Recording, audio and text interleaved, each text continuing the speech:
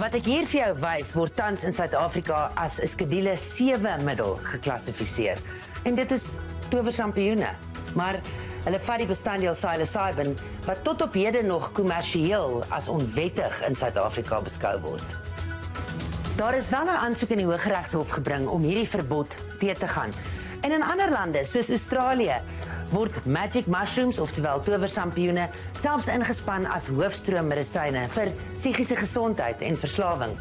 Vanaand gesels ons met 'n hele paar kenners en navorsers om te kyk waar trek Suid-Afrika in hierdie journey rondom mushrooms.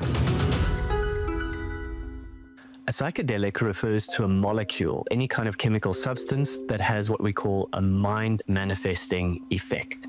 Essentially, what a psychedelic does is it lifts up the conscious mind out of awareness and lets subconscious content come to the surface for processing.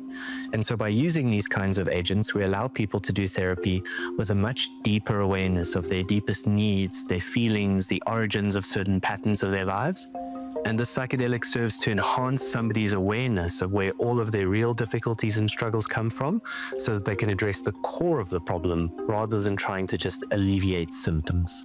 Hoe het jy die eerste keer in aanraking gekom hiermee? Ek het eers sielkunde gestudeer, so ek was van altyd nog net baie geïnteresseerd in die sielkunde. In sielkunde en menslike gedrag. Ek dink ek het vir myself begin vra, jy weet, hoekom doen ek sekere goed op 'n manier of hoekom is ek wie ek is en hoekom sit ek vas met sekere patrone of ek het myself net begin ondervra en ek dink dit het te doen gehad met my reis as akteur en deur meditasie wat ek ook begin beoefen het in sekere kanale maar aanlyn en deur mense maar begin hoor van alternatiewe medisyne en psilocybin wat natuurlik die aktiewe psigedeliese komponent in sampioene is en baie begin oplees het en toe myself gekry het om myself deur so 'n reis te sit dan, ja. So 2019 was 'n selfontdekkingstog. Dit was natuurlik, jy weet dit klink so klise maar dit was na 'n groot break-up en jy weet jy wil na jouself kyk natuurlik soos ek gesê het wie ek is en hoekom ek vassit in sekere patrone, hoekom die break-up gebeur het en wie is ek na die break-up en wie was ek voor dit en tydens en so dit was 'n groot jaar van selfondersoek en toe natuurlik dan toe gebeur COVID en toe sit ek verlang met al daai, ja. The psychological sort of benefits are what we are talking about now. What is your take on that? There's two avenues to venture down. You can look at psychological benefits from a therapeutic standpoint that are not psychedelic. And there's many mushrooms that can help with that, like lion's mane and reishi, that have tremendous benefits for anxiety and depression and helping with just general well-being. And that's one avenue that you can venture down. And there's a lot of supplements on the market that people can take. And the avenue that is really emerging and interesting is the psychedelic space. I don't think it's one that we can just paint with one tar brush and say like, well, this is good for everyone. It takes insight into yourself and looking into yourself, what you want to accomplish and what you want to utilize them for. But what I've found and what thousands and thousands of other human beings have found is that mushrooms are incredibly good at making better human beings.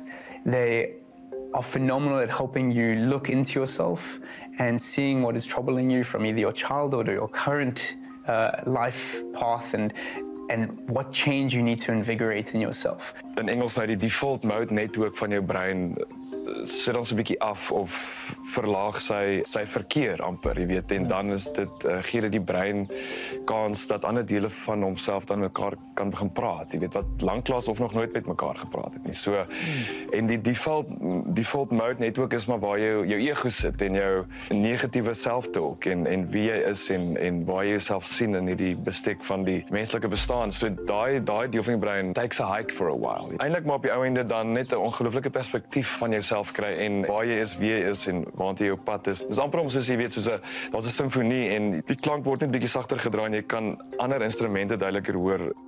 Omdat psilocybin baie dieselfde is as serotonien, vat dit die plek van die serotonien in die brein. So as jy 'n probleem het met die produksie van serotonien, dan kan die psilocybin help. As dit nou na dit omgekeer is na psilocin en wat natuurlik nou in jou brein ingaan. While there are many psychedelics available for use therapeutically, some are legal and some are not.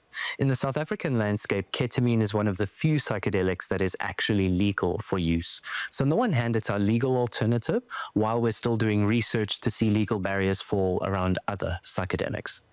The second reason, however, is that ketamine actually has its own unique properties that are very helpful to people. So unlike what you call the classical psychedelics that people will be familiar with, like psilocybin and ayahuasca and LSD, those are often used off a serotonin system. And so that's one chemical system in the brain that often helps with depression and anxiety.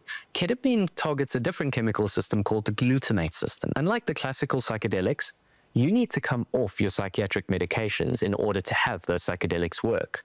With ketamine, because it uses a different chemical system, it bypasses those problems so people can safely stay on their medication while using ketamine. You get the best of both. Ek hou ook van die metafoor waar jy daai snow globe wat jy so kan skit bietjie weet en dan is dinge net so bietjie losgeskit en dit val saggies weer terug op die plekke waar dit moet, al die sneeuvlokkies. So dis dinge om net dinge bietjie los te skit en jouself van voor af te waardeer en regtig trots op jouself en liefde te voel vir jouself. Dis jammer om te sê dat dit gebeur wanneer die ego nie daar is nie, maar dit gebeur, jy weet. Maar die ego meet hom natuurlik aan ander mense, so dit is net ook 'n herinnering om te gaan.